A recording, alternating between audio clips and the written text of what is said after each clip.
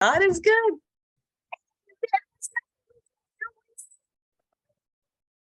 Oh my God. Oh my God. Oh my God. Oh my God. Oh my. Hello, everybody in the Black Female Financial Advisors group. Welcome, welcome, welcome. I've got three powerhouse women here, Nancy, Chantel, and Donzella, and together we can do anything. I'm convinced, man. Oh, we spent at least, I don't know, 15, 20 minutes trying to figure out how to go live in the group and found out we had to add the Zoom app to the add-on features or we couldn't go live. And if it wasn't for these ladies, I would have just been all nervous and crazy. And we figured it out together. We put our heads together and figured it out. So I just want to welcome everybody to the call. So we are going to just check the chat, everybody. If you got your cell phone, everybody's got a cell phone. Come on, let's go on over to the group and let us see if we can greet folks and kind of chime in. But while we're doing that, I want to play just a little bit of positive music, y'all. Listen, y'all know I'm a Christian. Y'all all know that. And we have women of different ethnics and religious backgrounds. But this one song hits my spirit like nothing else. Every time I hear this song, now I know she can be a little bit off the chain, and there's some songs that I wouldn't let my children listen to. But this particular song, when I hear this song, y'all, it makes me just, it makes me so happy because I'm African American and I'm a little bit chubby. So when I hear her encouraging in this song, it makes me very happy. So I'm going to just play just a little bit of this while we finish getting set up. And ladies, this one is for you.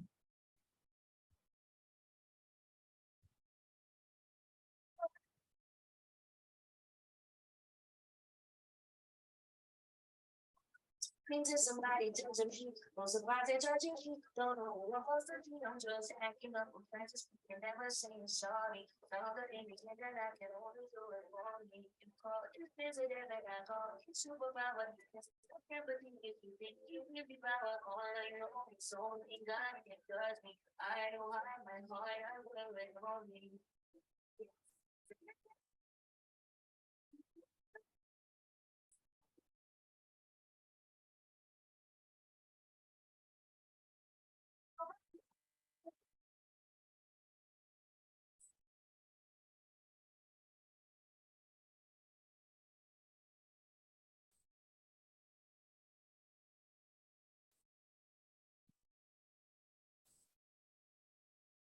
Michelle, we can't hear the song. No. And this is my chance to mess up everything. Okay, hold on, y'all. Hold on. Y'all can't hear the song. Look, I got this button pushed. All right. Y'all can't hear the song. Isn't that something? What would I do without y'all? All right, but you can see me, right? And you can hear pretty good. Everything's good on Facebook. That's All right, right. so let's just go ahead and get started. Let's go ahead and get started. Let's get started. Okay. All right. So you can stop share. You can stop share. Stop sharing. Yeah. There you go. What would you do without your sisters? I need to play Sister Sledge. We are family. Yeah. I got all my sisters with me. Anybody here sing? We are family. Yay. Get up, everybody, and sing. Okay, I don't sing, but I'm going to say it. Everyone can see we're together as we walk on by. Y'all don't know the song, yes, so and we fly just like birds of a feather. I will tell no lie. All right, so thank you, ladies. Thank you, Nancy. Thank you, Chantel. Thank you, Donzella, for having my back and helping guide me through those little bit of challenges and music and different things. Trust me, as we keep on keeping on, we're going to get it together. Listen, ladies, what is the lesson on today? The lesson is do it afraid. Do it just because you don't know every little detail, do it anyway. Make that quantum leap, and guess what? As you do it anyway, you are going to learn as you go. The three of us grew by leaps and bounds just by working together and doing it together. We learned how to do things and how to make things a lot better. Well, listen, let me go ahead and introduce myself here. And I'm going to put myself as the main person. And I am going to pin you guys up one at a time. All right, so let me go ahead and just make myself the main person. And then I am going to bring in one person at a time. Boom. Whoop.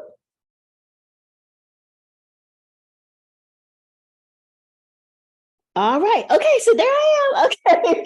All right. Welcome everybody to the Black Female Financial Advisors group and live stream. My name is Rochelle Dickerson, and I am a senior manager at Experior Financial Group and the CEO of Rama Financial Solutions. And my good news for you is that if I can do it, of course you can do it, right? God has no respecter of person. And today we are going to be talking about Black life insurance matters. This is just a little bit of a challenging subject, but we just want to just start things out by letting you know that your voice matters. So myself and the ladies who are online with me, we can see you, we can hear you. Nancy, so go ahead and chime into the chat. Just let us know on Facebook where you're calling from and where you're from. I see Nancy there all the way from Ontario, Canada. And I have my good friend Chantel, who is on Zoom here. Welcome, welcome from Canada. All these two ladies are zooming in all the way from Canada. And then I have Donzella Smith zooming in from Maryland there. And I am here in Virginia Beach. So guess what? That makes us worldwide. We are worldwide right now. All right. So just to open up here, I want to bring up Miss Nancy. And I am going to pin you here, Miss Nancy. Miss Nancy, pronounce your last name for me. Vervuurd. Oh boy, I don't know if I can say that. Say it again. Vervuurd. Oh no, I don't know if I can say that, Miss Nancy. It's okay. Verfruit. Is it? You're good. You're close. You're close. We'll take it. Is it French? No, it's Dutch. Dutch. That is so beautiful. Well, Nancy, you made a post the other day that hit my heart, and you were talking about moms, Black and brown moms, putting life insurance on our children and how important that is. And Facebook family, I want to share this post with you. So I'm going to go ahead and put on my glasses, and I want to go to Nancy's post so you can see it. All right, so Nancy and everybody, can you see the post that's on Nancy's page? We see it. Yep, you can see it. Can you see it live on Facebook as well? Yes, we can. Oh, beautiful. Thank you. Thank you. All right. So Nancy writes, good morning, all. I'm writing you today as a Black mom in the community who personally is fed up with being stigmatized and looked down upon because we are colored. In our community, our children go missing, get assaulted by law enforcement, and are being disadvantaged in schools. Moms, aunties, grandmas, I'm here to tell you that we must start putting value on our children's lives. When companies have to pay out lump sums of money once a Black child is gone, they will all stand up, start putting things in place to help support Black lives. Let's put value on their lives by insuring them with a simple life insurance policy. If we in the community come together and start putting value on what matters most to us, big insurance companies, law enforcement, and schools will have to choose to respect us. Let us start this new movement today. I love prosperity. Did I say that right? Posterity. Posterity.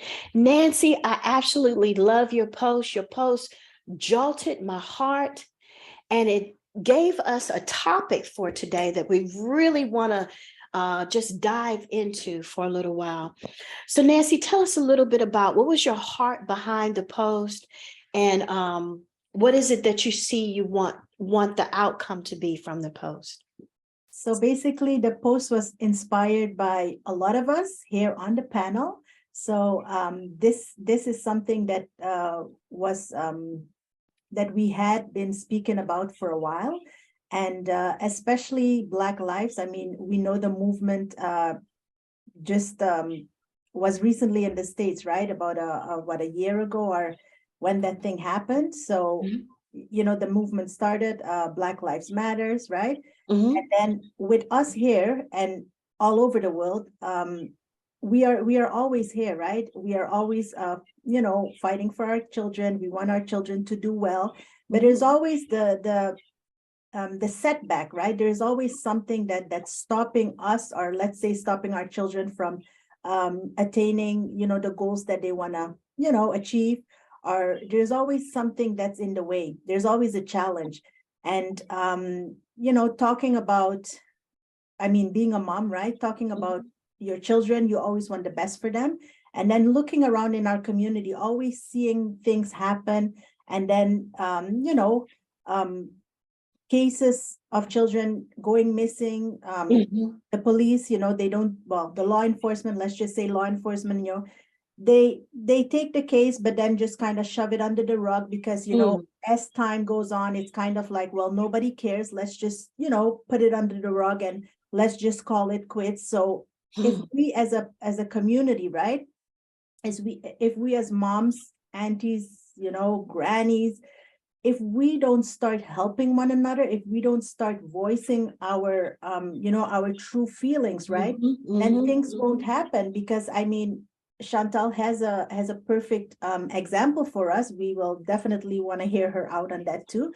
But we as parents, right, ladies, we as moms, we as aunties, we have to support one another to really let our children, not only mine, but ours, each and every child in the community, if we can help, if we can support, we must, because we have to let our voice be heard. Amen.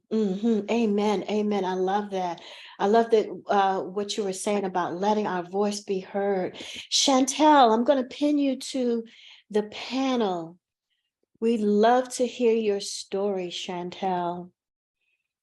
Well, honestly, thank you so much for having me here today, Rochelle. It's so beautiful to be able to talk about this topic, because really and truly, the word posterity is about future generations. It's a biblical word, and it's letting us know that we're here today, but it's not what we do today. A tree is never planted for you. It's planted for the shade of those who are to come. So we understand what financial security can do for others. And when Nancy and I and some other members in our team were talking about the word posterity, I said, Do you understand every decision you make from the time you have your child, everything you want to do for them, you'll give them the best birthday party, the best gifts and toys. But if something were to happen, what resources are you leaving? What if something happens to you? What if something happens to them? And then it becomes the whole let's hand out or ask who can help support us. So you're already asking a community that may not always be on the financial high end of things to now take, and instead of transferring the risk to insurance companies, you've now taken that risk financially as a burden to do what is necessary to give, what's not always an easy topic to talk about, but death. And so when Nancy was mentioning, I mean, I have a cousin who passed away. He was murdered quite a few years ago in 2008. And we're actually having a live summit today talking to the police law enforcement in Montreal, but why these cases are closed, why we don't talk about them. And these are all areas that people don't realize leaves families in situations, not just financially, but spiritually and physically impoverished because there's no answers. But when Nancy wrote her post, I said, Nancy, it's so powerful to see that there is a movement. We have to put value on our children's lives. We have to understand that it's not just what we speak on them, but they say, put your money where your mouth is. I had insured my children from the moment they were 8 months and 2 years old, because you also want to guarantee their insurability. Right. So that's some of the areas I realize that we may not talk a lot about in different atmospheres or circles, but those are all part of, the topic of why life insurance is important, why protecting our loved ones is important. So without taking over too much time, I was love 21. it. You can't. It's awesome. I was 21 when I had my first life insurance policy. I didn't want it. I was like, why are you here? And the guy said to me, let's talk about, investments. So then I was like, oh, all right. And I sat down, Rochelle, Nancy, and Donzella. I sat down at 21 years of age, no children, living at home, living my best life. 4 years later, I was diagnosed with multiple sclerosis, and I would have been almost uninsurable. Wow. So I was so fortunate that someone had the conversation with me. And so I understood the value to transfer to my children, not just in case they passed away, but in case they lived. What would my grandchildren have if their parent, or if they ever get sick and then they die and there's no money because they couldn't get insured? So understanding the importance of how this plays, not in one generation, but it continues to follow. A funeral service is not $5,000. It's so much more.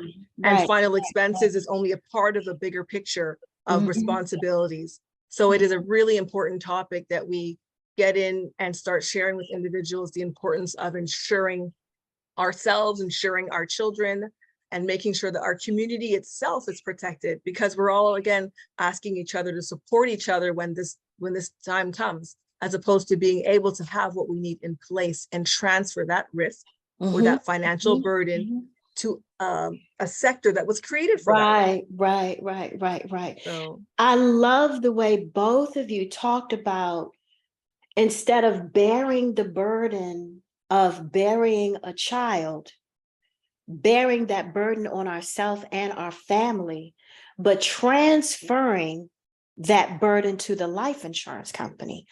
I think that is key. And a lot of Black women, and not only just Black women, but Black families, sometimes it just doesn't click that we need to transfer the burden to someone else. Especially as Black women, we're so used to bearing the burden ourselves.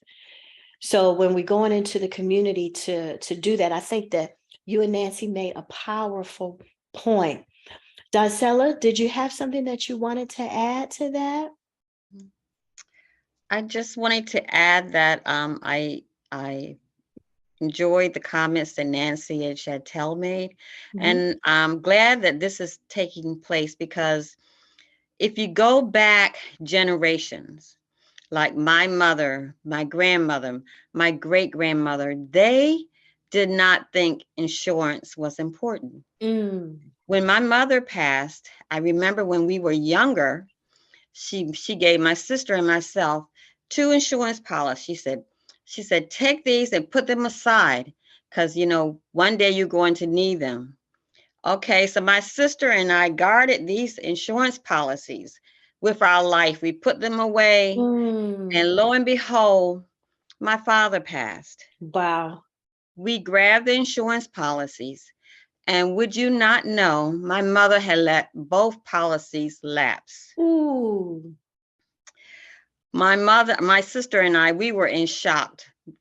So it's something that we need as Black families, we need to understand with you. Oh, To you, and we need to make sure that we provide for our families, our children, our mhm. children's children.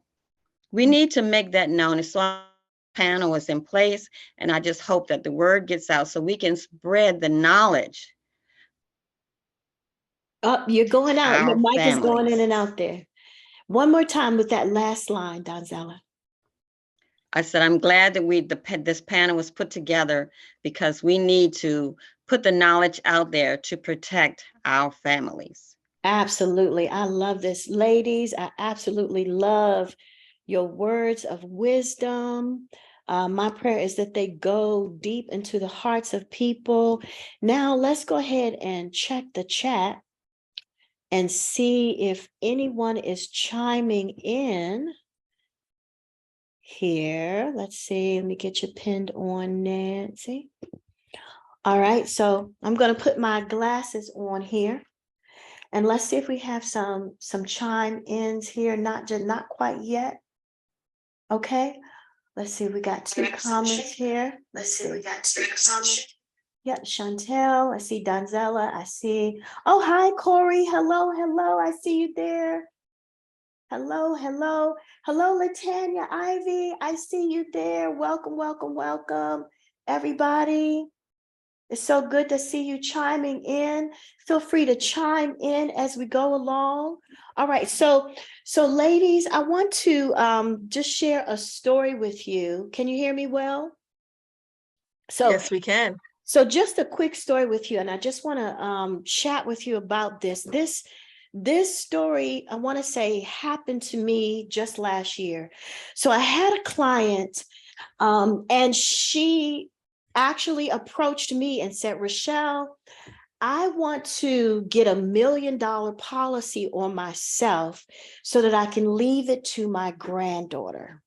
So she has one granddaughter and she's very, very fond. And this granddaughter is honor roll student, just excelling in it. She's about to graduate from high school. And she just wants to see her granddaughter set up as a millionaire. Now, this was an odd request to me because I've been in the industry since the early 90s, and I never had anybody call me up on the telephone and say, I want to get $1 million worth of life insurance on myself to leave it to my granddaughter. So, of course, that earmarked for me, right? And then I talked to her, and she said, well, I have other policies.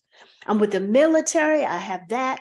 Then I have another whole life policy, but I want this policy just to go to my granddaughter, specifically for the purpose of wealth. So I said, okay. And so we looked at it. She was in her mid 60s. So we took a look at how much it would cost. She's in good health. Military, she retired from the military, so she got a good health standard rate. And so she said, well, wait a minute, Rochelle, let me talk with my husband and just make sure that this is okay. So guess what happened, ladies? Can you guess what happened? She went and talked to her husband, and can you guess what he did? Go ahead and tell me. Of it. He didn't approve of it. And let me tell you what he did. Let me tell you what he did. He talked her down. He said, and I was so shocked, he said, she doesn't need all that money. You can go ahead and come off. This is a Black woman discussion. I want to hear your feedback. He can manage inflation? That's amazing. I didn't know. I want to hear your feedback. I just said he can manage inflation. I'm very surprised that he said what she doesn't need. How does he know what she won't need in the future? Exactly. Wow. So he talked her out of it. Now, This gentleman is an elder in the church, which was kind of shocking to me. And the church, we talk about prosperity and wealth and different things like that. So it really, really shocked me. This person is an elder, a preacher. I don't want to go into too much, but I know this is a private group. And remember, we brought this group together so that we can vent as insurance agents, as financial counselors, so that we can encourage each other, so we can coach each other. I want this to be a safe place where we can bring our challenges and we can encourage and coach one another. So with that being said, I'm giving you this. So this gentleman told her that it was too much. That was too much money to leave their granddaughter. And so she came back and she cut it from $1 million down to 300,000. He convinced her to do 300,000, right? And of course, at the time, I was just like, okay, I really didn't have the emotional strength and fortitude to try to push past that and try to overcome it. So what did I do, ladies, as an agent? What did I do? You gave her the policy? You just write the policy. Right? You just take the path of least resistance, you write the policy and keep it moving. But as you can see, it's been about 1.5 years later, it still messes around with me. In the back of my mind, in the back of my head is still like, why? And then after the policy issued, the husband and wife sat down and looked at the policy. And so I sat down with the grandma, and she's a grandma, and said, who do you want the beneficiaries to be? Then she said, well, I have to give half to my husband and half to my my granddaughter, right? And then after the policy issued, she said, he realized that he was half the beneficiary. And what do you think happened? He wanted more coverage. Oh my, elder of what church? Oh my. I'm like, He wanted more. he wished he had went and got more. Can I say something, Rochelle? Please, please, please, please. So we love the Lord. We all love the Lord. We know that. But I really want to say that a few years ago, I decided to seriously take the Bible and read it for myself. Uh-oh. And the reason why I did that, Rochelle, and everybody on the panel, it's because we go to church. We were born in church. We bring our children to church. It's an activity. It's not a lifestyle. So I decided that looking at myself, reading the Bible, looking at my church, right? My leaders in the church, I said, Lord, something's missing. Why were Abraham, right? Isaac, why was Solomon? Why would the Queen of Sheba come to Solomon's place and say, the half had not been told me? If I wouldn't have come physically, I would have never believed it myself. So I want us to know, everybody that's listening, going to church doesn't mean anything. You can go from today till you pass on. If that word doesn't become part of you, then it's not working. We got to read this word. We got to read the Bible and make it become us. We were made in his image and in his likeness. Genesis 1, verse 26, right? If I am made in his image and in his likeness, he is infinite. There is no limit to God, meaning that these riches, whatever we have, right? Whatever is there, we should not be intimidated to even have or possess it, right? So that gentleman, we're going to have to pray for him because he needs a transformation. He needs a washing of the word. You know, in Ephesians, it says washing with the word. He needs that washing, a true washing, because people, we fail to understand that the church is, we can really use it as a hospital, right? The church is comparable to a hospital. People that come to church need help. Not Right. all of us. Some of them, Right. some of us are there to help, to Mhm. assist, right? To Mhm. to bind up the wounds, to help and encourage. But there are a lot of people that come to church because they need help. So Right. what we have to do as a church going people, we have to start reading the word for ourselves, applying what is in that word, and start believing. Right. Because a lot of times we read it, but deep down we don't believe it. Why? Because we have our set paradigms, our set, impregnated ideas from granny and Mhm. great grand and all these generations that have come before us, because this is what they know. Mhm. But we got to really pick up the reins. And I encourage all of us today, read and what is it? Open it for yourself. Wow. Really take that word and dissect it and Mhm. figure it Mhm. out and practice it in your life. Prosperity and wealth is our portion. Being poor is a sin, because God, if we are made in his image and in his likeness, go back to Genesis 1. Why did they have gold in the garden if they didn't need it? Yep. Yep. Why So, was all this there? So let us go back to the word and figure out, who are we in the word? How does God see me? I wow. should be leaving wealth for my children, because it says in the Bible that a good man leaves an inheritance for their To children. his children's children. We Yes. should. Yes. Now listen, I want to share this with you. So let's talk about the generational and gender and racial wealth gap. So I have prepared something for you. And just in that same vein, Nancy, Nancy, that was absolutely amazing. And right when you talked about the scripture, a good person leaves an inheritance to his children's children. And as a matter of fact, the woman who approached me and asked for this policy, the same exact scripture that you quoted was what she quoted to me when she first had the unction to ask for this policy. So I want to share my screen with you and show you. So here you will find this information on the St. Louis Federal Reserve website.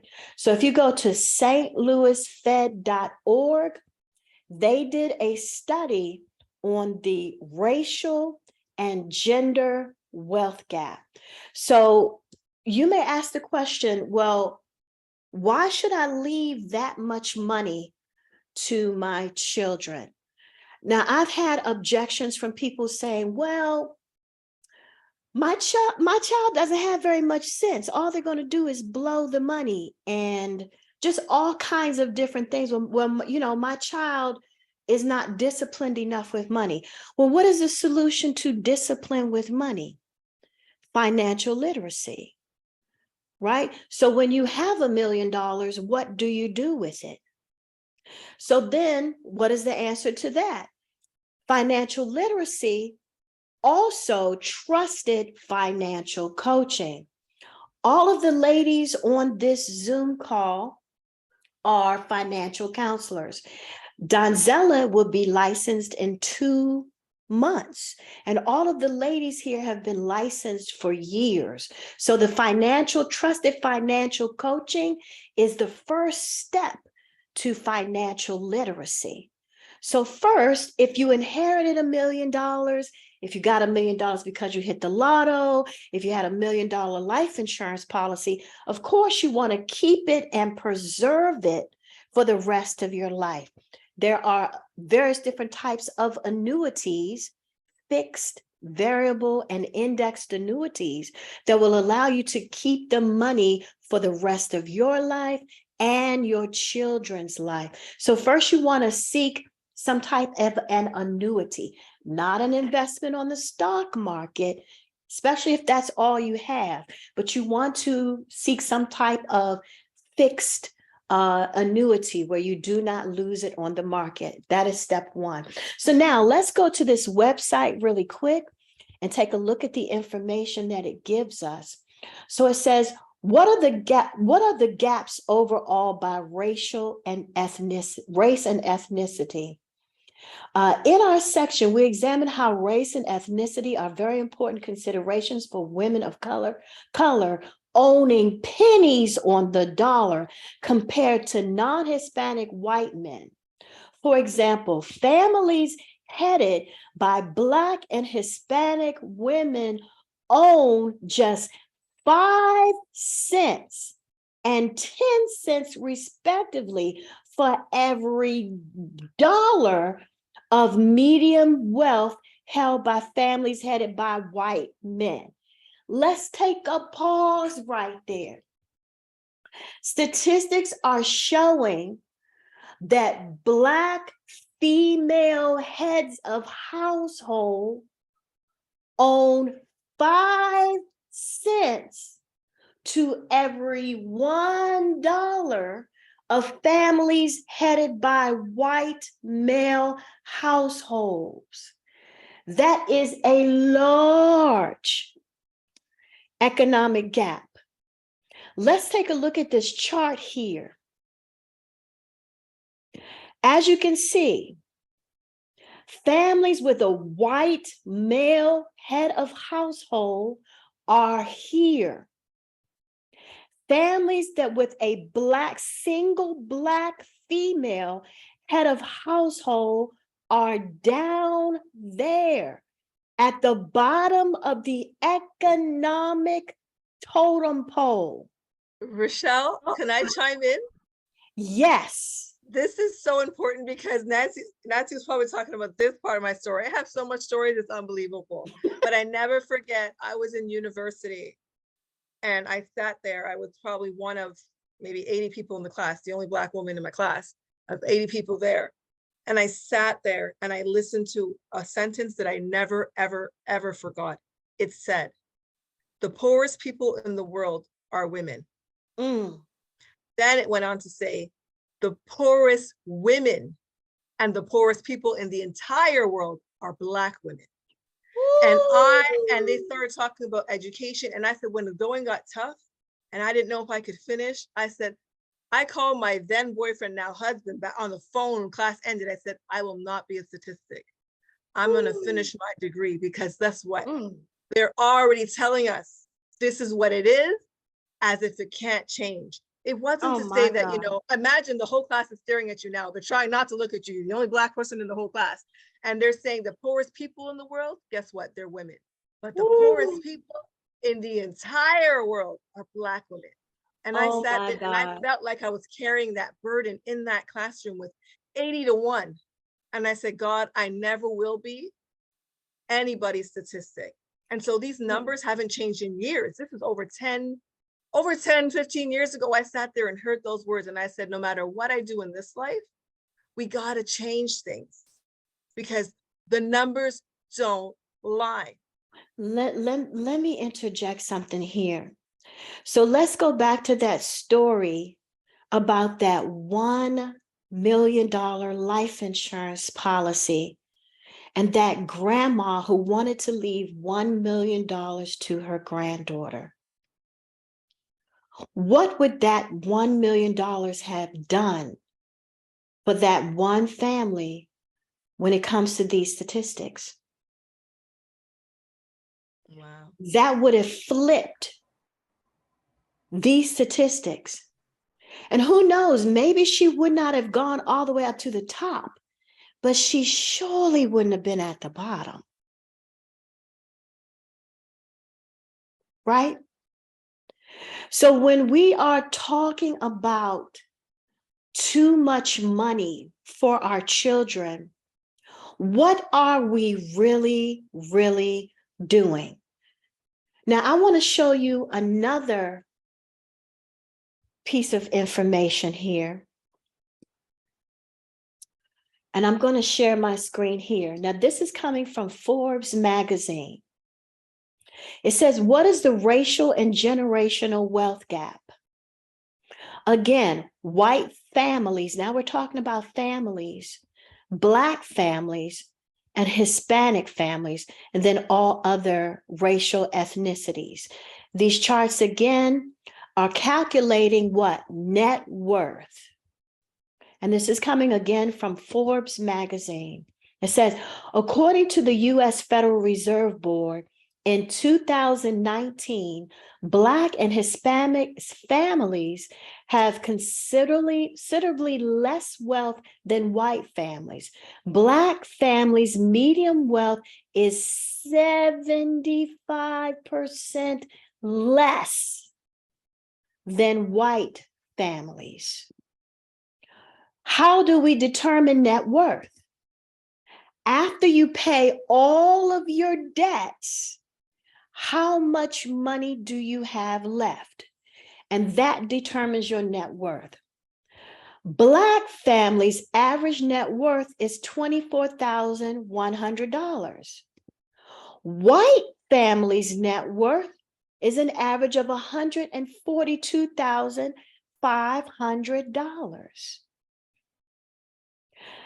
This is an article, and this picture you will find in Forbes magazine.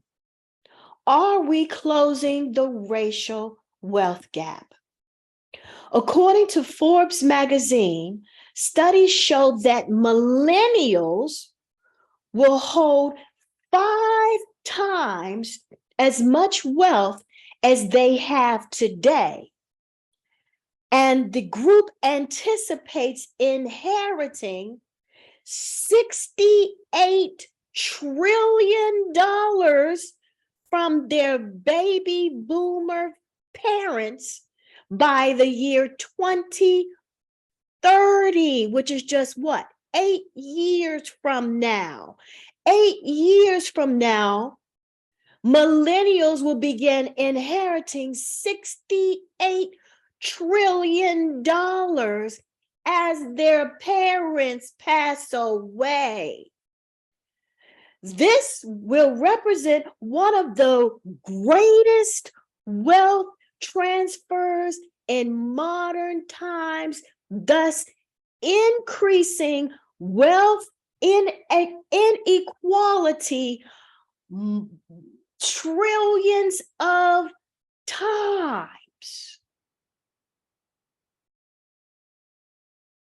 What is happening to our people as we close our eyes?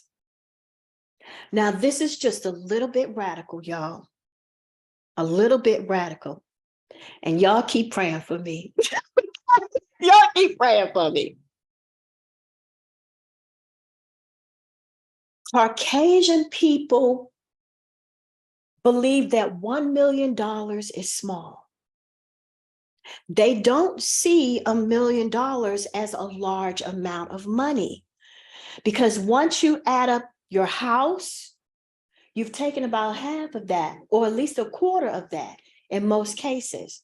So if you just add up making sure the debts on your house or your land are paid off, then you have a business, then you have final expenses.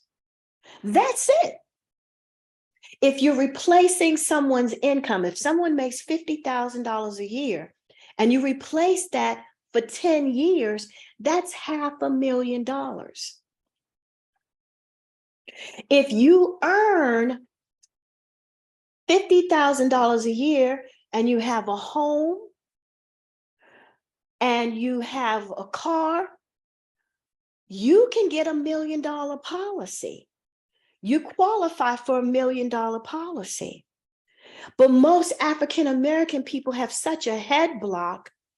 They think that $1 million is a lot of money. So as a culture, non-white people have been leaving multiple millions of dollars of tax-free life insurance to their children beyond what we can imagine since life insurance first existed. So as a culture, they've been transferring large amounts of tax-free wealth for centuries. So when we go and we sit down and we talk to a family and we try to convince them just to get $100,000, and transfer that to their children after they pay for their funeral and maybe the balance on their home, what is really left? And I'm going to say this, I kind of pull back, but I'm going to be bold and transparent, and I'm going to say this. What are we doing to our children when we create a $1 trillion wealth gap between children of color and children who are non-colored? What are we placing? What kind of situation are we placing them in?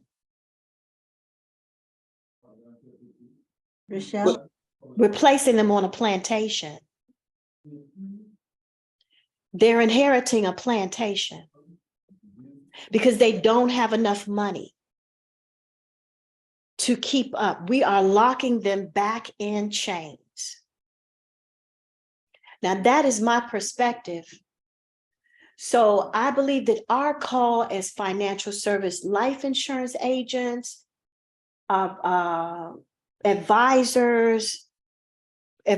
that deal with the stock market, our calling as African-American women and financial professionals is to make $1 million small. Every time we go out, and it is a mindset change and it can be a challenge, but make $1 million small. Nancy, I hear you. You had something that you wanted to chime in.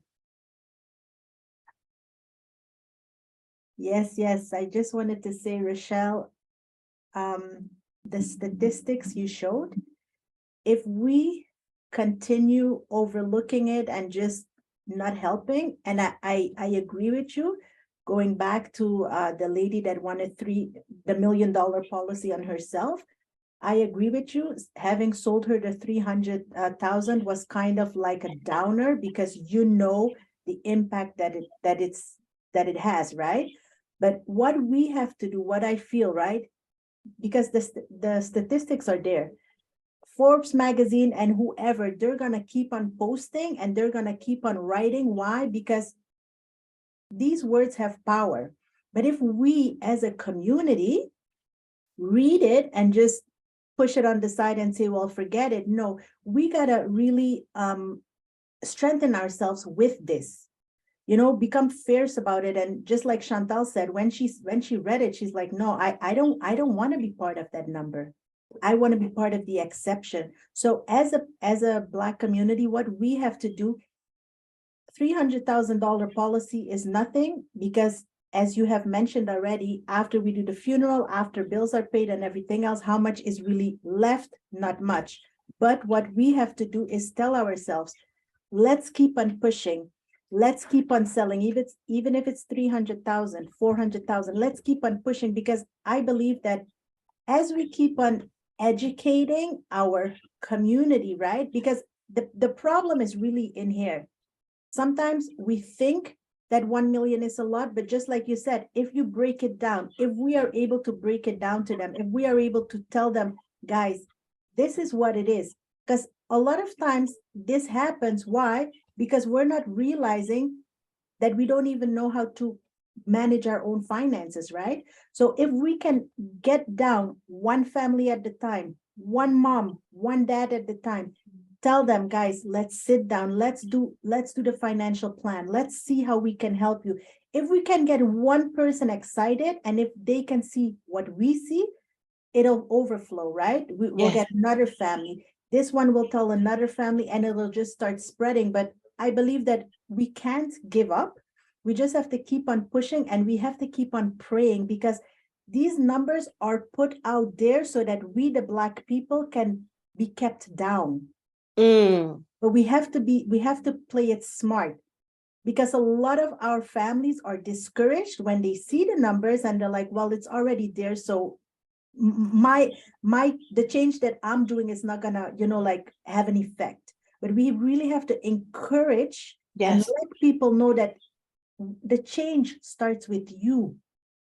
One person at the time, one household at the time, and we could do it. We just have to be persistent, consistent, and we have to be determined that we are the change, ladies.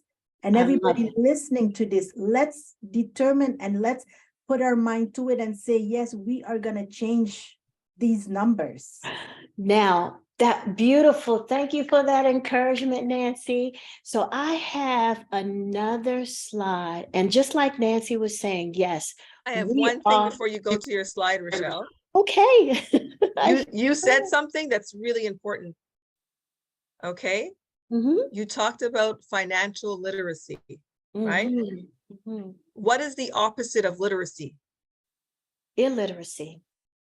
So when we start to explain to people that when you're not functioning in literacy, you're functioning in illiteracy, that's the first step to show them that. The second thing I had to say was, when you don't leave that generational wealth, that next person carries the burden from the previous generation, and you're paying the Mm, bills and the taxes.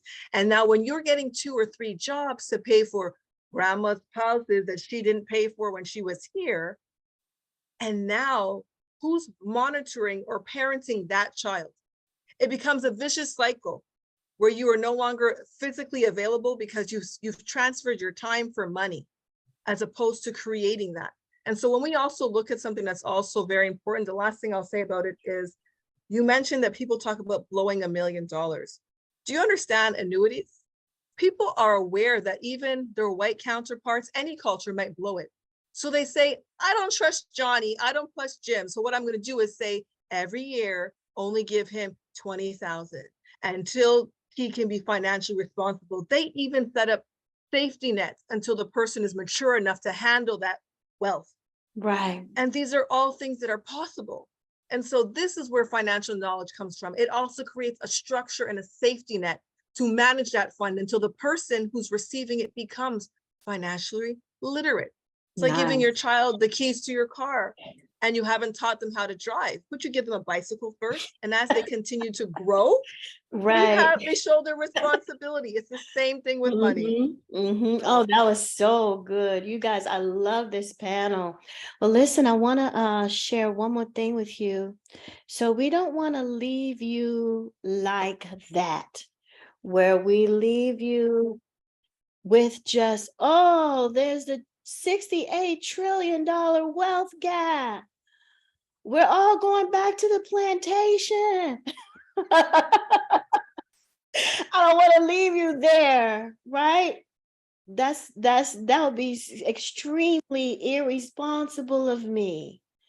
So let me give you some encouragement, and especially to African American women, because that's who we're targeting in this group. Let me just make sure I'm doing things right here. So I want you to know that this just popped into my spirit to do. So I did not prepare to do this before I got on this call. So I am now on the Wing It production. And Donzella, me and Donzella are dancers. So we know what it is to get on stage and be on the Wing It production. Right. And we have been experts at jumping on stage with the Wing It production. So y'all keep praying for me. So let's see. Da-da-da. So what are you looking for, Rochelle? I can feel my sisters online going. Can you all see me pulling up my Google browser? Can you Yes. see that? yes, yes, we All can. right. So Yes, you see it. um Well, while you're doing that, Rochelle, I just want to interject uh-huh. that follow up, piggyback off what Nancy was talking about, is getting the knowledge out there and doing it one family at a time. You know, the quote by Desmond Tutu Mhm. says, "How do you eat an elephant? one bite at a time. Mm. How do you get the word out? How do you get the knowledge out? One family at a time. Ladies, let's keep on keeping on. I like it. Thank Oh, I love you. the wisdom that was here. I love it. I love it. I love it. I love it. Okay, can you see my screen where it says the 11 most powerful African queens Yes. history never forgot? Yes. So I want to encourage you to go on to Netflix, and there's a movie about various different African queens. So the first movie I want to encourage you to see is called The Woman Queen. This, I don't have that up in front of me, but I just want to talk to you about it. You guys know The Woman Queen. The Woman King. I'm sorry, it's The Woman King. Woman King, yes. It's The Woman King. Okay. So this movie is actually a take off of the original Amazon women and Wonder Woman.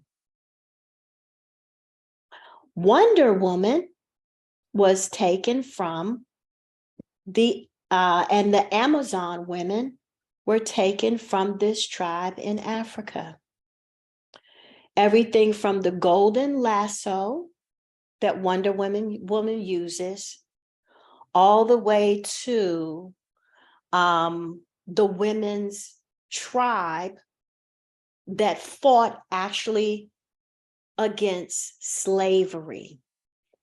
They actually conquered Portuguese slave traders, slaughtered them, and freed the slaves and brought them back to their village. And there were many tribes, female tribes in Africa. And let me just encourage you by saying, and there are many documentaries I've watched on Netflix, I've watched on different shows, documentaries where in Africa, in the early centuries, 14th century, slavery's been around for a long time. When females rebelled in their families, which means, and you'll see this in the beginning of a movie. So when a female, as a young female, said, I don't want to be beaten by my husband or my father. I don't want to be told who I have to marry. I don't want to be raped by a man of any type. She was put out of her family and she was sold or even given to the king. And the king gathered all those young females and made an army, a Black female army. And because women, especially Black women, were looked at as being so low, not smart, uneducated, and not strong, they were a secret weapon against Caucasian slave traders, because they, and men of other colors, because they did not expect the women to be so smart and skilled. So from early centuries, as Black women, we need to change our paradigm and how we see ourselves. These are things that we are not taught in our history books about ourselves. But there were many female queens and tribes on the continent of Africa, and all of the females, even the female chiefs. And I'm talking about female chiefs of tribes of hundreds of thousands, not just like they show you Africans in Africa, and you got this little small village. Maybe you imagine maybe it was 50 people. No, I'm talking about female chiefs of villages that were hundreds of thousands. Okay, so we have been blinded to who we really are as Black females in an American culture, and the blindness came on purpose. So that's one of the things, and this movie is just the start of many movies and documentaries where you'll find this information. The second piece of encouragement I want to give to you are the Black female pharaohs. And here's a list of them, just to name a few. Okay, Nadia of the Zulus, Nikita, who is Queen of Sheba of Ethiopia, and the list goes on and on and on. Many of these females were portrayed as men.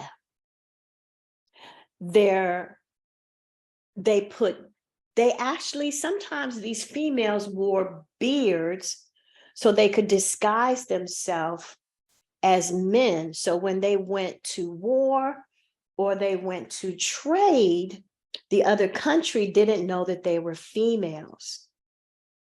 And you'll read through history that this was done. So many of the pyramids, the large pyramids, were built by female pharaohs. And if you look even closer, you'll see the shape of the female. So history records the female pharaohs. Okay, and so I just wanted to encourage you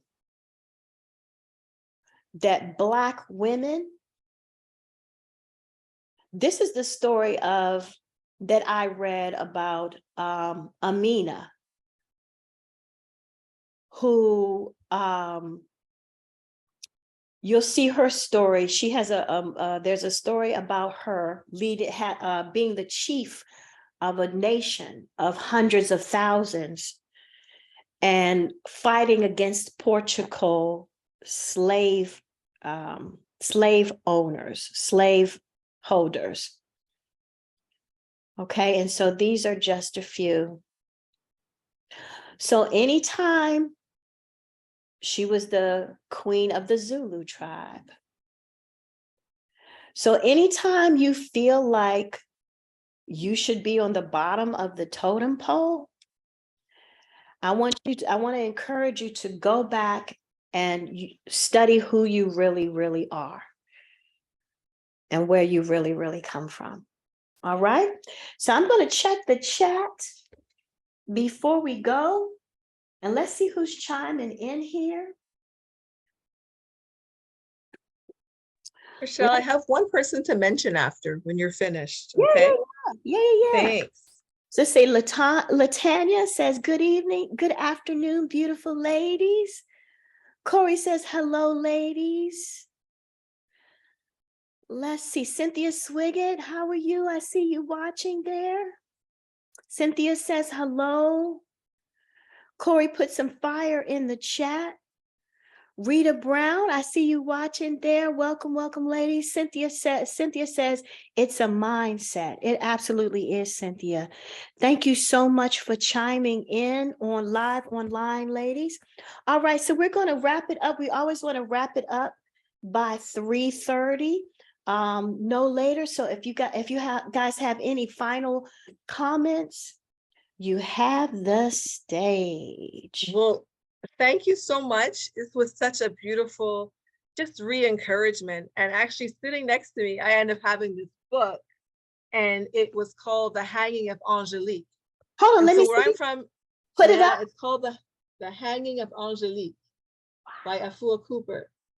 And in Montreal, they for many years would talk like there was never Black people. We all came here in 1950 or 1965. And her story is a story that explains when Montreal was burned down. And she was blamed for it. And the torture she went through for her to confess that she did it. So no one's really saying she did it, but she was put through hours of torture.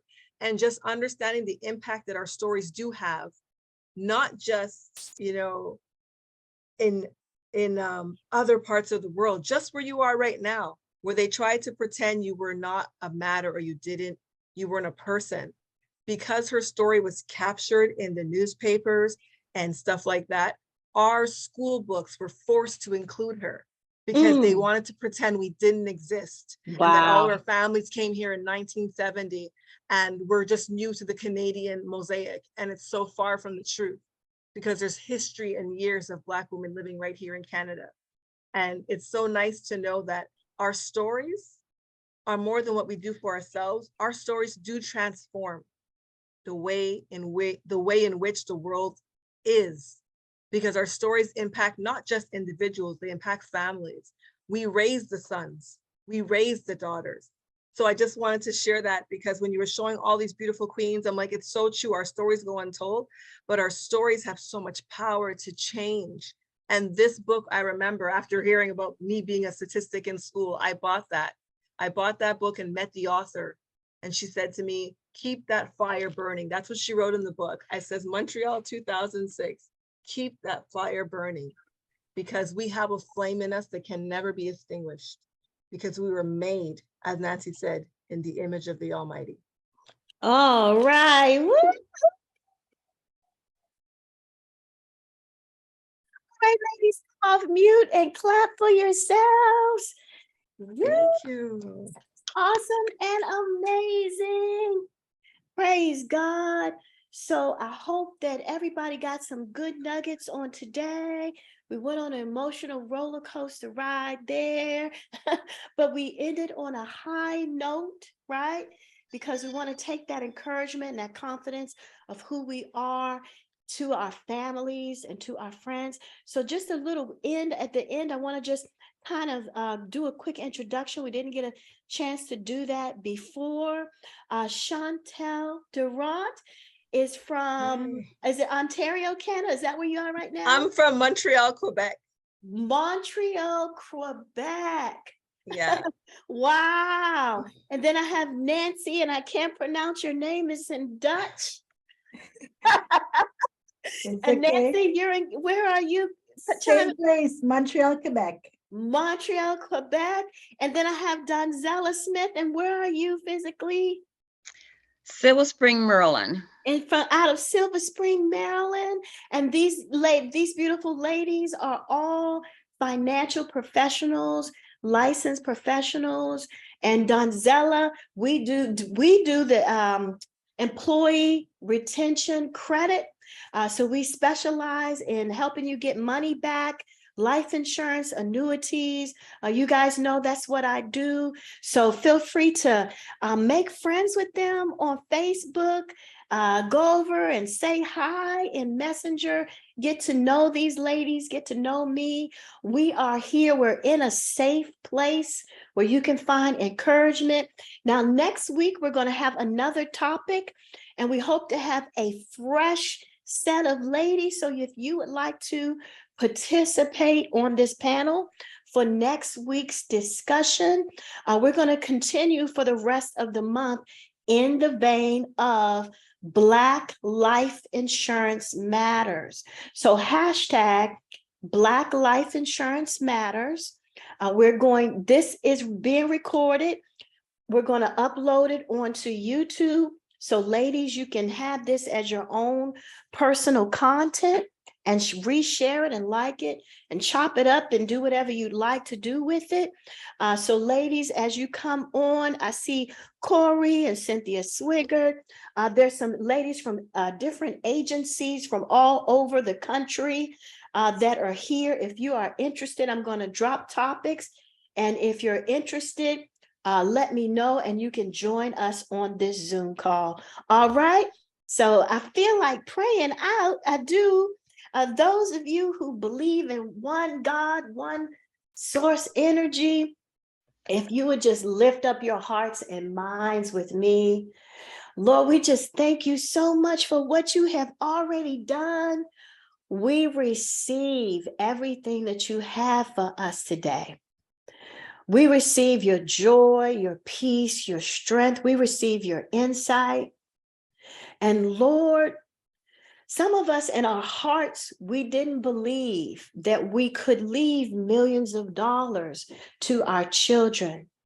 But now, Lord, you've caused a paradigm shift where we actually believe now. So we will take steps to do what you said in your word, and that is leave an inheritance not only to our children, but to our children's children. My name is Rochelle Dickerson. I'm the CEO of Rhema Financial Solutions, which is the name of our agency, and the senior manager of Experior Financial Group, soon to be an executive director like you and like my girls online. And we are with you 100%. We embrace all of the agencies and all the firms from all over. This is not a one agency thing, but we are here to embrace and hear your voice. All right, we love you, and we will see you next Friday right here in the Black Female Financial Advisors Coaching Group. All right, love you. See you next time. Bye, ladies. Bye. Bye. Bye-bye.